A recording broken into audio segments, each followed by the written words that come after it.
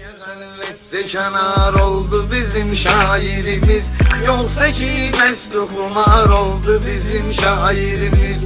O güzeller ki seni sevmeyip peşmanlık edir, çok alıban kederi özgeye cananlık edir. Görkemi nesli güzel han kimi nuranlık edir.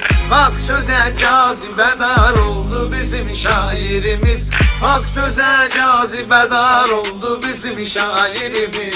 Niye elbette kenar oldu bizim şairimiz, yoksa ki mesli kumar oldu bizim şairimiz. Niye elbette kenar oldu bizim şairimiz, yoksa ki mesli kumar oldu bizim şairimiz.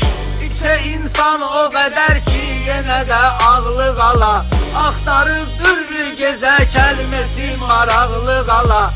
Yok elə elmi ki qarşında sənin bağlı qala, elmi kuyində açar oldu bizim şairimiz, elmi kuyində açar oldu bizim şairimiz. Niye xəlvətcə kənar oldu bizim şairimiz, yoksa ki mesli kumar oldu bizim şairimiz. Yoksa ki mesli kumar oldu bizim şairimiz. Gəmi gördükcə yanır eşqinə pərvanəli gün, eşqə Mecnun kimi yartır dəli divanəli gün. Bizə xoşdur sənin o haləti məstanəli gün.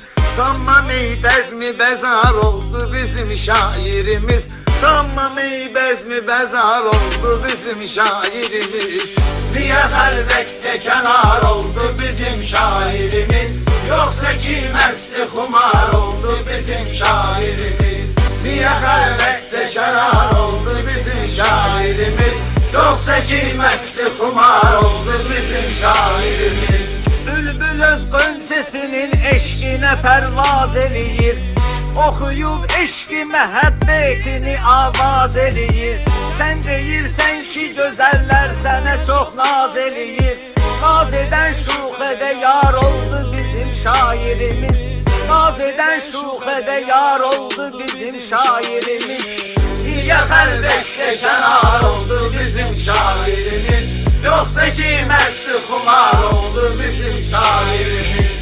Niye xəlvətcə kənar oldu bizim şairimiz, yoksa ki mesli kumar oldu bizim şairimiz. Niye xəlvətcə kənar oldu bizim şairimiz, yoksa ki mesli kumar oldu bizim şairimiz.